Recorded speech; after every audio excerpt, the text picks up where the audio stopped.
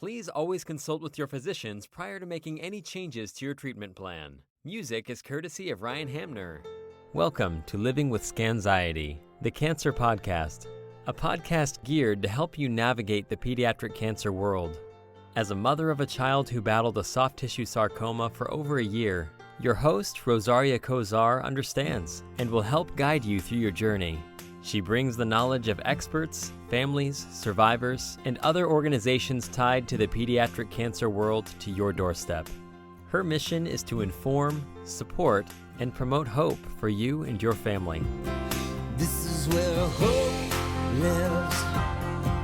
This is where hope thrives. Together as one. I can't cure the illness, but if I could make them forget about the illness for that little bit, and for a parent to be able to see their child acting like that normal, healthy child that they knew before the illness was diagnosed and all that, it's priceless for the family and for the child themselves, to feel like that. Hi, this is Rosaria, and I'm with Josh Aryeh, and he is more well-known than most for getting our kids on a different path of smiles and laughter and just having a good old time, all out of his own pocket. And he does this through exotic cars. So let's hear about it and let's see what he can offer your child. So welcome, Josh, to the show. Thank you. It's a pleasure to be here. Well, it's great to have you here. Can you tell me how this began? It started off, because when I was younger, I happened to love exotic cars like Ferraris, Lamborghinis, and these kinds of things. I always had an interest in them. I couldn't afford them when I was younger, but it was always something that I loved and wanted to have. And then as I got older, I started becoming friendly with people that did own these cars, and they would let me borrow them from time to time, initially just to do errands and stuff for them. And then eventually just to take it home and enjoy for myself. And then one day I had an idea. I said, the same way that I loved these exotic cars when I was younger, there had to be some sick and underprivileged children that had that same desires I did to go in them and see them. And that's it. So I started calling up all different charities saying, hey, my name is Josh. I don't own the cars, but I have access to almost any exotic car in the world. If ever you have a child that makes a wish or wants to go in it, let me know. And one day I got a call back that there was an 8-year-old child battling stage 4 cancer. And her dream was to go into a Lamborghini. And I was like, perfect. I knew of someone that lived in Great Neck in Long Island, where I was from. And they said, I said, can I please borrow the car? And, I told them the situation. I was like, yeah, borrow the car. And this was like the defining moment that changed my entire life. Like, until that moment, I wanted to be Bruce Wayne. I did not want to be Batman. I wanted to be a multi-billionaire, the biggest car collection, most vacation homes, private jets, private yachts, like all that stuff. And, that's what I was aspiring to have and be and all that. And then this child changed my life. And, I'll tell you what it was like. The family knew I was coming. The child had no idea. And this was in between her chemo treatments. And, they bring up this little, like, frail child. She's in a wheelchair. She's looking down at the ground. She's all sad. And she looks up, and ironically, it's the color of my shirt. She's wearing she sees this bright yellow convertible Lamborghini parked in front of her house. And the child's entire face like lights up with like the biggest smile I've ever seen. And we get her into the car, put the top down, drive around for 15, 20 minutes. They get her back in the wheelchair. They bring her to the house. And as soon as she gets into the house, the mother starts hysterically crying, like nonstop, bawling. And this was the first time I ever truly had a one-on-one interaction with a child that was that sick. So I looked at the mom and I said, look, if I did something or said something offensive, I didn't mean it. I thought maybe somehow I was insensitive without even realizing, you don't even notice. And she goes, no, you don't understand. She said, my daughter was diagnosed with cancer at the age of 4. She's had over 20 surgeries. She got an infection which caused her to become partially paralyzed, which is why she's in the wheelchair. She said, this is the first time I've seen my daughter smile in 4 years since she was diagnosed with cancer. And for me at that moment, I said, if I could have such an impact with such a stupid thing, right? Like, I'm still a huge car enthusiast, but at the end of the day, it's just a car. And I said, if I could have such a big impact in someone's life, right? The entire family's life, not just the child. Then I said, I want to volunteer and dedicate my life to doing this more often. And it kind of just started with that and then just continuously grew throughout the years until where I am today. It's been more than a decade. Wow. Yeah, it only takes that one time to really, for a lot of people to get connected. And I know exactly where that mom's coming from because when my son wanted, before he had passed, he really wanted to have Santa, and that was silly, but just seeing the smile on his face was priceless. So I can only imagine how happy that mom was and that little girl, and to have such an impression on you to do this and continue it. I have to ask you, when did you start dressing up as Batman for these kids? Yeah, so that actually happened in 2015. So about 6 years ago, almost, it was August of 2015 is when I became Batman. And it was because I was inspired by a guy that I heard about that lived in Baltimore, whose name was Lenny Robinson, who was a guy that had a black Lamborghini dressed as Batman. And he got pulled over and the video went viral. And I thought it was such an amazing thing. This was in 2012. And then in 2015, he was coming back from a late night visit and his car broke down on the highway. And it was a black Lamborghini, black Batman costume, dark lit, poorly lit area. And he got out and unfortunately a car hit him and he died. Oh, okay. And, I never had the privilege to meet him, but, I thought what he was doing was such an amazing thing. And I said, you know what, I didn't want his vision and mission to die with him. And that's when I decided to become Batman. And I said, I never met him, but, it was the first time I truly heard of anyone else in the world using their exotic car for a greater purpose. And I was just inspired, even though I was already doing it, but I was inspired by that. And I said, you know what, I'm going to continue his vision and blend it with mine. So I still do the exotic cars and all that. But for some of the younger children, I go dressed up as Batman or Robin, or this coming Sunday is actually Mother's Day, and there's a child. She's about 1.5 years old, battling. She has brain tumors, and her wish is to meet Minnie Mouse. Oh, Normally I would get the female volunteers to come, but because it's Mother Day, it's a little bit, it's a tougher day. So I had a Minnie Mouse costume made, and I'm going from Batman to Minnie Mouse. that's awesome. That's awesome. So, good thing Minnie Mouse doesn't speak. Yeah, she's got a high squeaky voice or something. But I mean, look, I might be able to get volunteers to come. It's not the biggest deal, but just in case, I'm like, I have it, and, so yeah, so that's the plan. So we kind of just do whatever the kids need. Because like you said, like your son wanted to see Santa, and that's just, that's what it's about. I can't cure the illness, but if I could make them forget about the illness for that little bit, and for a parent to be able to see their child acting like that normal, healthy child that they knew before the illness was diagnosed and all that, it's priceless for the family and for the child themselves, to feel like that. I know what, when someone's, let's say, like when I'm home and I have the flu or whatever illness that you have, which isn't even life threatening for most people. But when you have that, and then also you have like a glimpse of normalcy and you feel healthy for like an hour, it's just like you just feel completely different. So that's kind of what I try to do. I can't cure what they're going through, but if I could make them, find that light during that time of despair, like that's what it's about, just to make them feel like a normal, healthy child during that time period when we're there visiting. And then, so that's it. So I get it. That's so admirable. And you do this. How are you able to manage doing this and live a life? And then you also have your volunteers. So how does this whole thing come together? Yeah, so this pretty much is most of my life. It's grown through social media because let's say now I have like 115,000 followers. So the amount of requests and stuff that we get on a daily basis, like that, social media in itself is like a full-time job. And then just, being able to be there for the families and reach out to them and all that. So this is my true passion. Like, this is what I want to do, right? Like people say, if you won the lottery, what would you want to do for the rest of your life? Like, I want to volunteer every day forever. Like, that's my dream. Like, I don't care about, now I do because I need to make more money, but like I wouldn't care about making a penny more, and just that's it. So, I decided to dedicate my life to doing exactly what I wanted to do as if I won the lottery. And then on the side, I just do some real estate and then I try to broker different deals and make commission. And this way I could be out there, living my dream and making a difference. And, it's tough because there are some years like 2019, the first check that I earned was like the end of August, beginning of September. Mhm. So it's not for everybody to have that, to be able to go 9 months without earning a paycheck. But, this is what I want to do. And I'm willing to cut back on quote unquote certain luxuries to be able to do this.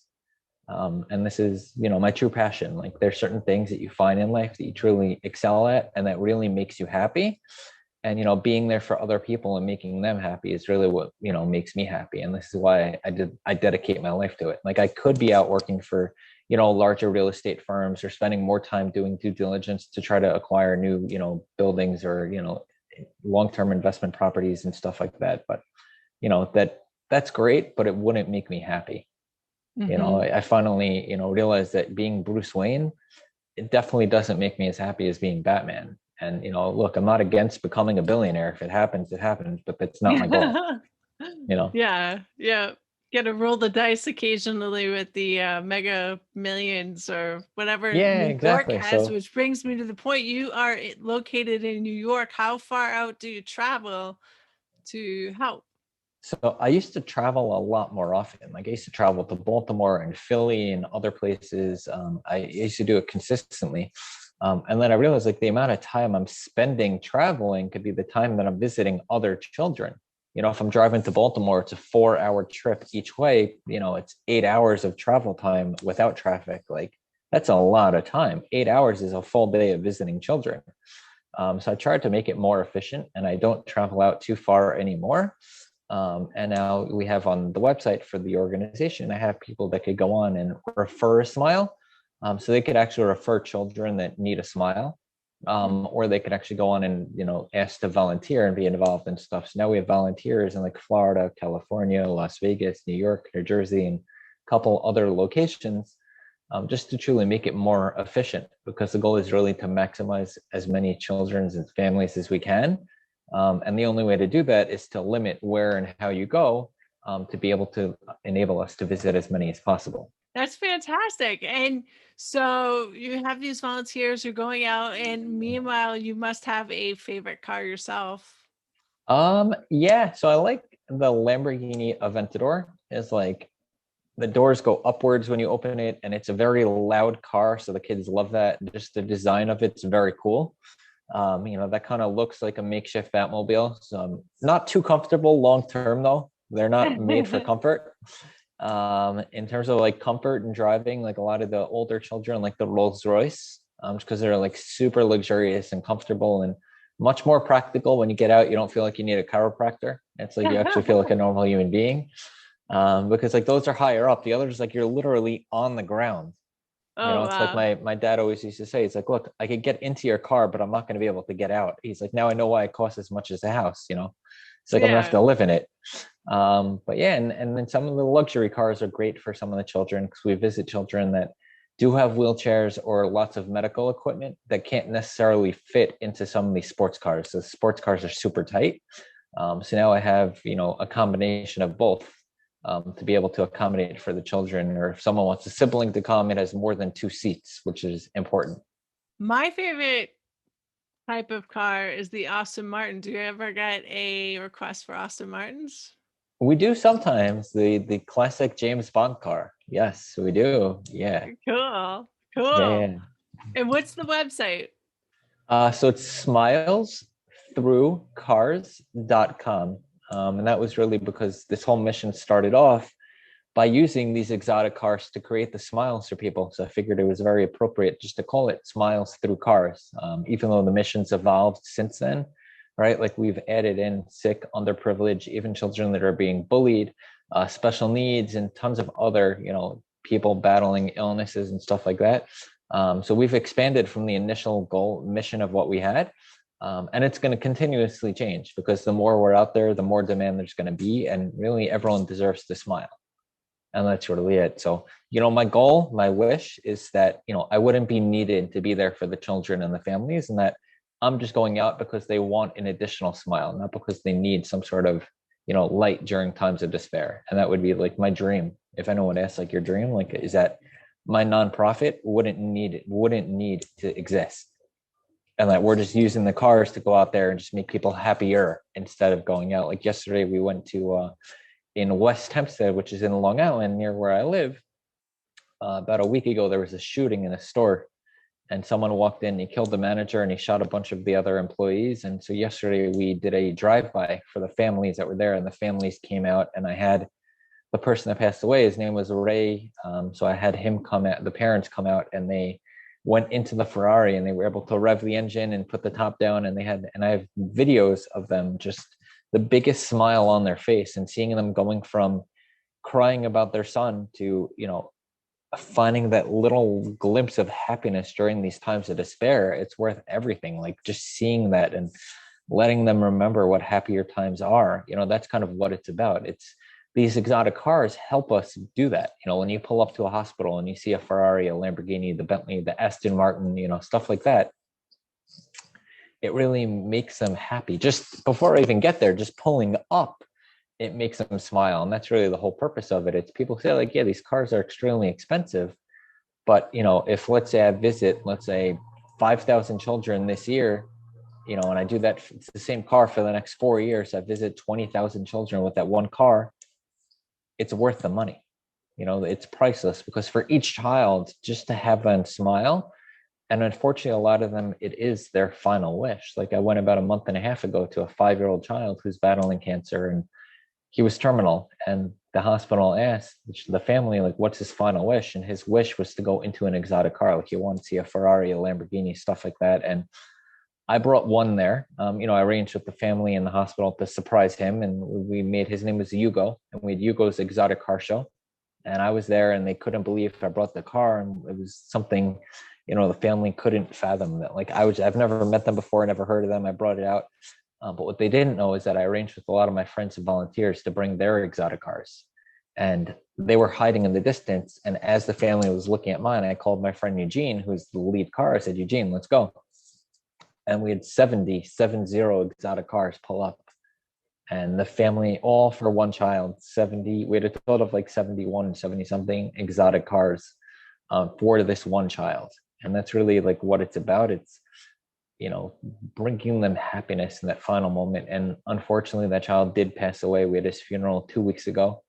But, we're really there to show support and love and just be there. And it's generally not a one and done, right? We don't visit just one time and move on. We actually create the relationship. So there are families that I've been visiting already for more than a decade. I've gone hundreds and hundreds of times to the same children, because some of them, unfortunately, have such rare and extensive conditions that they literally live in the hospital. Like one child's never been home in 3 years at all, ever.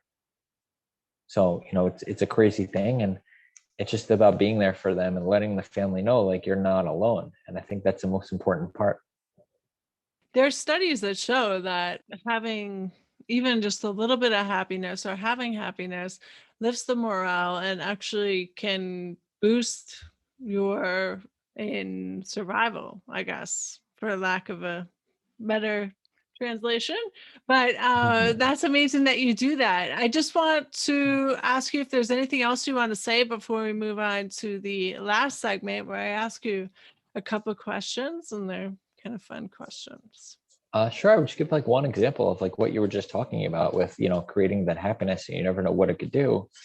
So there was one child that we visited a couple years ago, let's say about 2 to 3 years ago. She was about 7 years old, 8 years old, ballpark. And she was diagnosed, she had stage 4 cancer, and they, said that she's terminal, and they gave her a couple of weeks left to live. And her final wishes was to get married, graduate high school, and become a police officer. Aww. And we, I partnered with various police departments, and we do a lot together with different agencies and stuff like that. And we were able to, coordinate with the New York Police Department for her to come in and actually be sworn in as an honorary police officer, to the point that we made her own uniform with her own badge and everything, and, all that. And they had the ceremony as if she's being sworn in. We got her middle school and college diploma from the schools that she would have graduated from, and the principal gave it to her, and we had a ceremony for her. And then we made a mock wedding for her as well, where she walked down the aisle, or we went down with the wheelchair, and had her Prince Charming at the end of the aisle. Cool. And had like a DJ and cake and food and just a little ceremony for her to enjoy. So we made those wishes come true, and that was about 2 to 3 years ago. this past summer, so I guess almost a year ago, we're about to enter into summer. So in 2020, during the summer, we made a pool party, and we had a lot of the families come over, and she actually came to the pool party, and she's now 100% cancer free. That's great. That's great. So I And you made can't, all her dreams come true. So that's fantastic. yeah, but it's really my team made her. I can't take credit for it because, even though people see what I do on Instagram, it's really, a team effort.